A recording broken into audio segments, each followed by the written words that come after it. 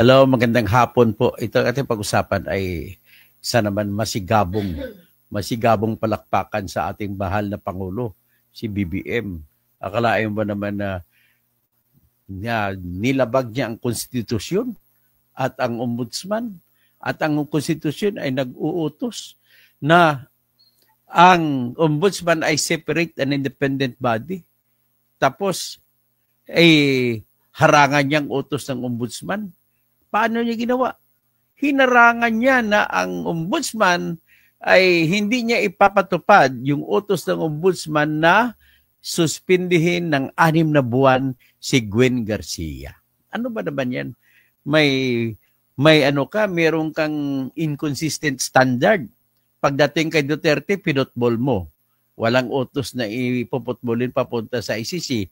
Tapos ito may utos na suspendin si Gwen Garcia, hinarangan mo.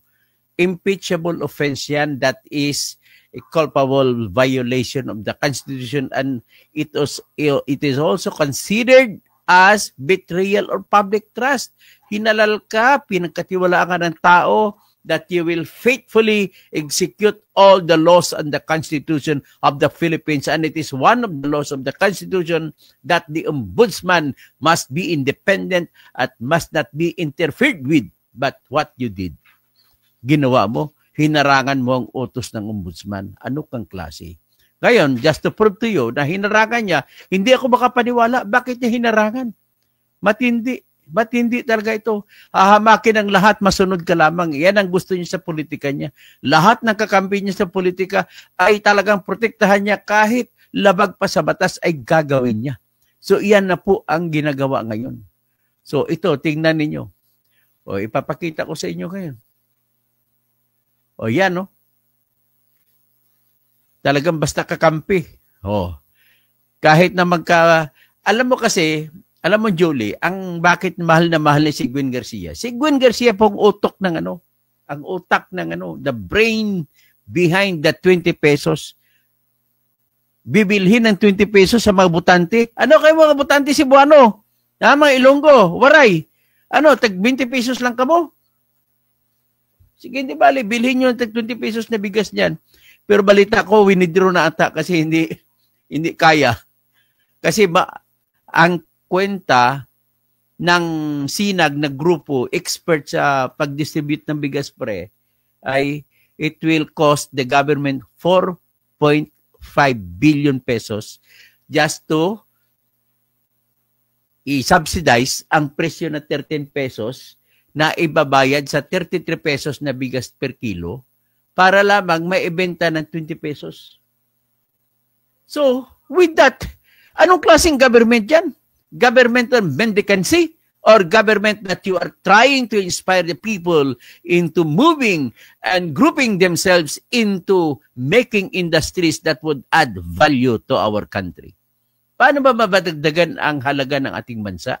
Sa pamamagitan po ng trabaho ng ating mga tao, mga mamamayan. Kagaya ng OFW, nagtatrabaho, nadadagdagan ang halaga ng bansa natin kasi pinapadala sa ating bansa ang kita ng OFW.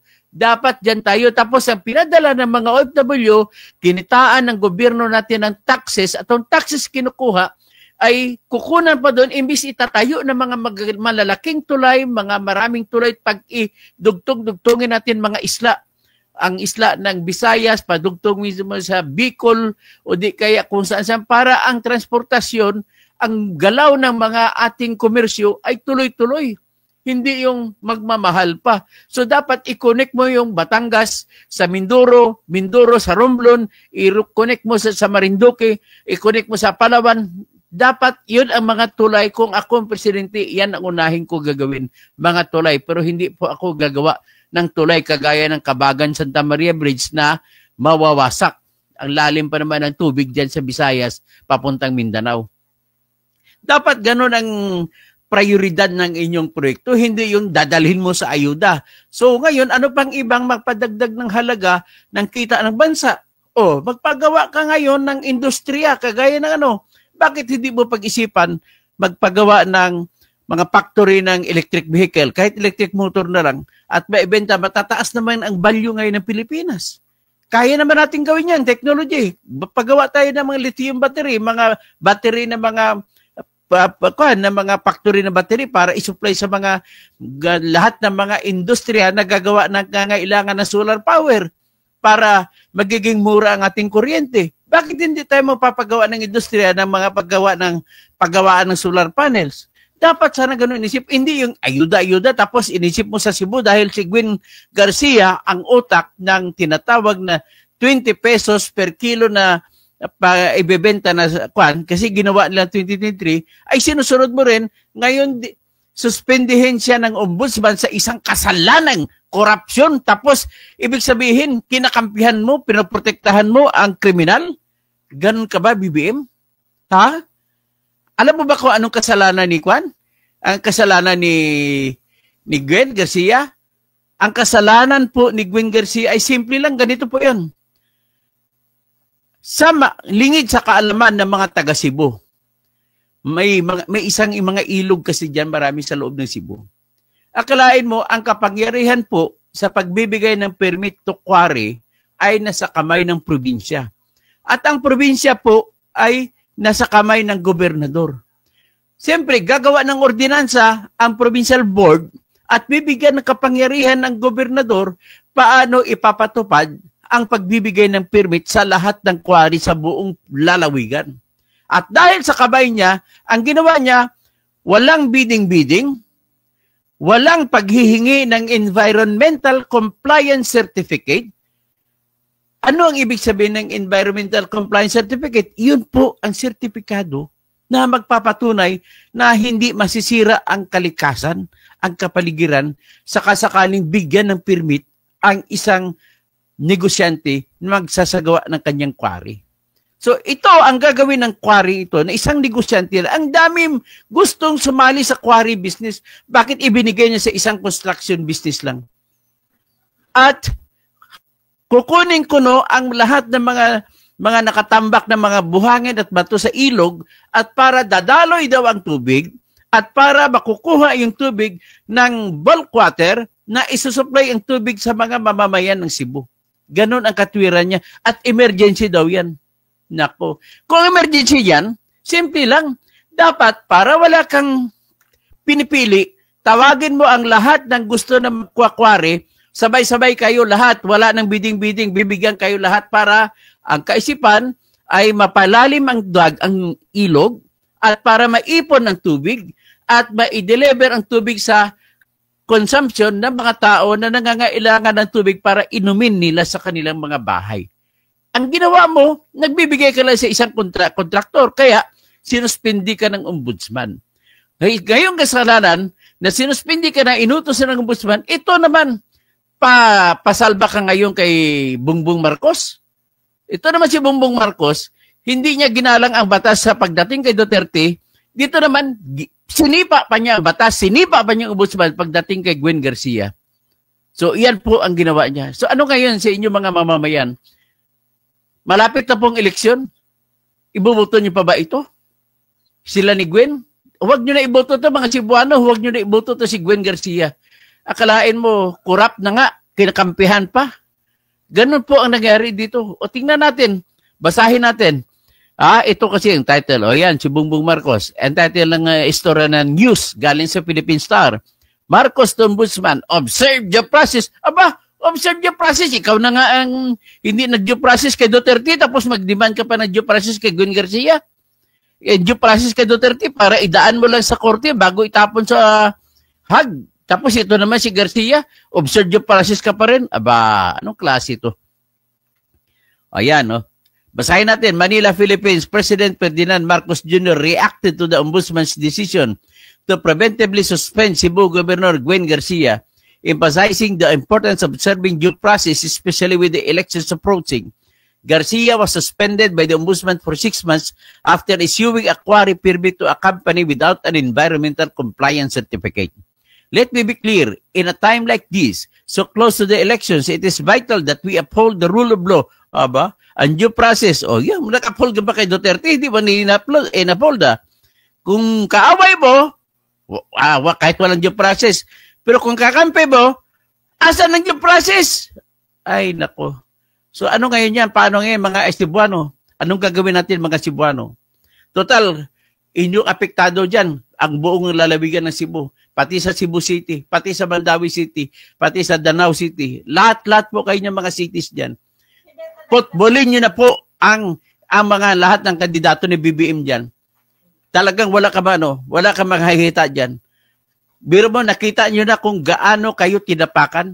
Biro mo, alam nyo na, alam na nila, alam na ni BBM na corrupt itong si Jigwen tapos depensa niya.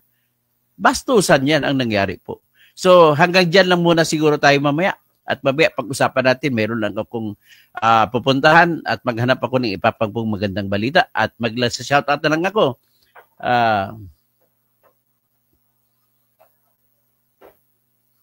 Dapat sana, no, gobernador nito, parehas nito kay Greco Lagman. Hindi ako maniwala ito, naging corrupt tong batang ito. Pero mo, alam mo pre, okay, kano ko sa Bicolano ito.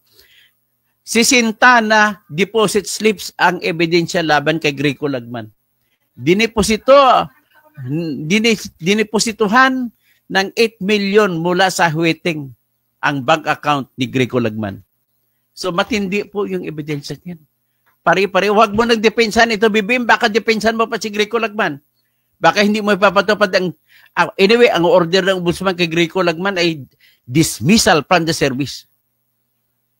Ngayon, nagbubunyi ang kalaban niya sa mga grupo ni Noel Rosal.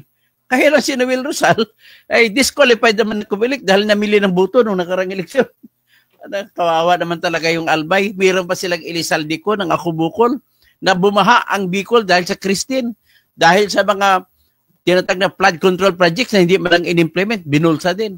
Ano na lang, kawawa na lang. Actually, hindi lang Albay kawawa, lahat ng probinsya sa buong Pilipinas kawawa. Dahil po magaling ang mga gobernador magtago ng kanilang mga korupsyon nila. So, dyan na lang muna tayo.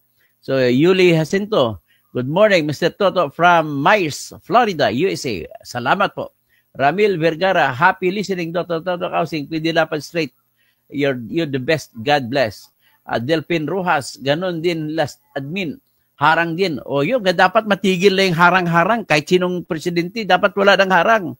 Hermes Polioso, good afternoon, Attorney Toto. Delphin Rojas, new faces in 2028. Tama, dapat. Arnold Halandone, election period, is it allowed?